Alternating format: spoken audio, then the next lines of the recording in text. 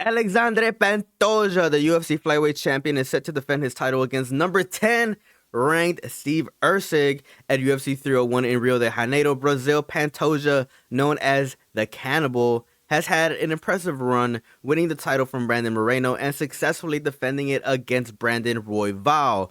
This upcoming fight in Brazil is a significant moment for Pantoja, as it marks his first home fight in the UFC. His opponent, Steve Erceg, is on a hot streak, and wait, ladies and gentlemen, that's a little bit of a stretch. He's on a decent streak, right? He has 3 wins so far in the UFC, but we'll get more into that later, including wins over tough opponents like David Dvorak and Matt Schnell. Erceg's rapid rise in the flyweight division has earned him a shot at the championship against Pantoja. I mean, let's just be honest, folks. I think that this fight is definitely was created in a way that Pantoja gets another title defense, because in my opinion, I don't see how Erceg deserves to get this title shot, if I'm being completely honest. Okay, look, I am going to say this. He is in a 11 fight winning streak, but only his last 3 wins were against fighters that are in the UFC. And let's go ahead and look at these fighters. So against David Dvorak, or however the hell you pronounce his last name, he's won 2 out of his last 5 fights, right? He's in a 3-fight losing streak, mind you. Okay, let's look at Alexandre Costa, right? His second fight in the UFC. Alexandre Costa, he has won 3 out of his last 5 fights. His last fight was a loss to Erceg. Okay, fair enough. Like, decent win. Let's look at Matt Schnell, right? This was a recent fight. Matt Schnell has won 1 fight out of his last 5 fights, ladies and gentlemen. I don't think none of these are like huge wins for Steve Erceg. If I'm being completely honest, I don't know how this, 3-fight winning streak, earned him a shot at fighting Alexandre Pantoja.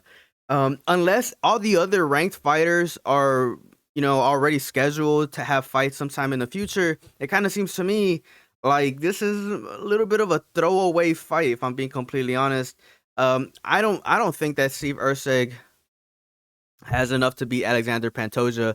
I think that because, this event is going to be held in Brazil, I think they're trying to set it up in a way that Alexandre Pantoja gets a title defense, if I'm being completely freaking honest.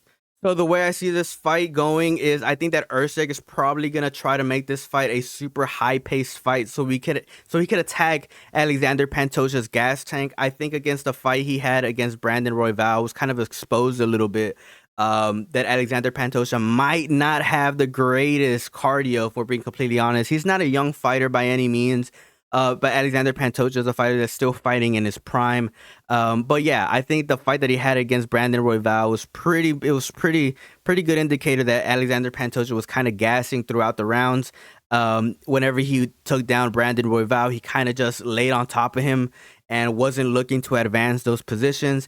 From my opinion and from my viewpoint, it kind of seemed like he was trying to recuperate whenever he was in those positions. So I think that Erceg is probably going to try to push the pace a little bit in this fight. But yeah, it's going to be very, very dangerous, because Alexandre Pantoja, he's a fighter that has really good decision making, and he has decent enough positioning as a champion to kind of control this fight and take it wherever he feels comfortable. So, in my opinion, I feel like Alexandre Pantoja is going to get a successful title defense. But let me know your thoughts down in the comment section below. As always, it's a pleasure talking to each and every single one of you guys. Peace out and have a good one.